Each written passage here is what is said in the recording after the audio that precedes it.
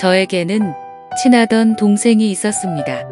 그 동생은 함께 신앙생활을 해오면서 하나님 나라를 세워가는 동역자이자 아끼던 믿음의 후배였습니다.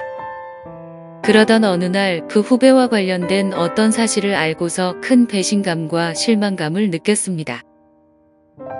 나에게 지금까지 했던 이야기들과 행동들이 다 거짓이었구나 라는 생각 때문에 마음이 너무 괴로웠습니다. 심지어 얼굴을 보는 것조차 쉽지 않았습니다. 원래는 예수님을 믿고 그 크신 사랑을 알기 때문에 그 사랑을 받은 나도 어떤 사람이든 다 사랑할 수 있을 거란 자신감이 있었습니다. 물론 지금까지 여러 우여곡절이 있었지만 그래도 사람들에 대한 포기하지 않는 사랑의 섬김들을 해왔다고 생각했습니다. 특히 성도에 대한 사랑은 저에겐 너무 당연했고 앞으로도 그럴 수 있을 거라 자신했습니다. 그러나 그 자신은 온데간데 없고 사랑하기가 어려웠습니다. 그 성도에 대한 마음도 어려웠지만 더 힘이 들었던 것은 저 자신이었습니다. 나름 훈련을 잘 받아왔다고 생각했던 저로서는 이 상황에 대한 저의 반응이 더 실망스러웠고 신앙에 흠이 생겼다고 생각이 드니 마음이 괴로웠습니다. 또 이런 생각들이 드니 영적으로 침체가 되면서 그 성도에 대한 용서의 마음도 당연 들지 않았습니다. 어느 날에도 요한일서를 읽어야 할 때가 있었는데 읽기가 싫었습니다. 요한일서의 주된 내용을 알기 때문이었습니다.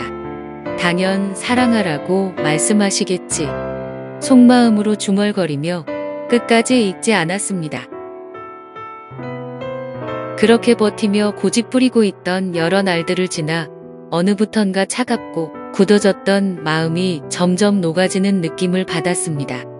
그리고는 요한일서를 읽어봐야겠다는 마음이 들었습니다. 그 결단은 제 마음이 아닌 성령님의 강력한 이끄심이라는 것을 직감했습니다. 그 마음은 저로서는 생길 수 없었던 마음이었기 때문입니다.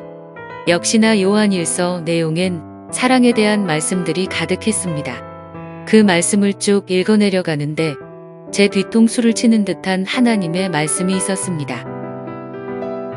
누구든지 하나님을 사랑하노라 하고 그 형제를 미워하면 이는 거짓말하는 자니 보는 바 그 형제를 사랑치 아니하는 자가 보지 못하는 바 하나님을 사랑할 수가 없느니라. 요한일서 4장 20절. 형제가 내게 거짓말을 했었기 때문에 실망했고 미웠는데 성경 말씀에는 형제를 미워하는 나도 거짓말쟁이라고 말하고 있었습니다. 나도 하나님 앞에서 거짓말을 하고 있었구나 라는 생각에 제 자신이 너무 부끄러웠습니다. 정작 나에게 죄의 들보가 있었음에도 하나님 눈으로 나를 보지 못하고 내 눈으로 형제의 들보만 보고 내게 잘못했다라며 눈과 마음을 닫고 미워했던 것이었습니다.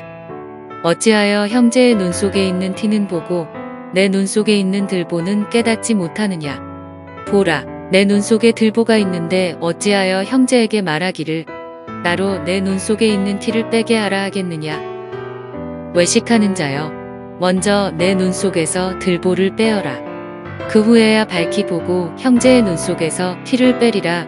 마태복음 7장 3절-4절 말씀. 하나님은 먼저 저 자신에게 있는 들보를 깨닫게 해주셨습니다. 또한 성령님은 그 형제에 대한 중보기도를 하도록 인도해 주셨습니다. 내 힘으로는 절대 할 수 없는 기도였습니다.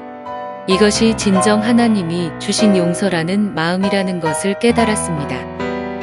사랑도 용서도 사람의 힘으로 할 수 없다는 것을 알려주셨고 들보가 있던 나를 그럼에도 불구하고 품으신 그 크신 사랑을 다시금 저에게 보여주셨습니다. 저는 죄인입니다. 저는 형제를 거짓말쟁이라 비판하며 미워했습니다. 저는 죄인입니다. 제게 있는 들보를 말씀에 비추어 보지 못하고 형제의 들보만 보려 했습니다. 저는 예수님 앞에 죄인입니다.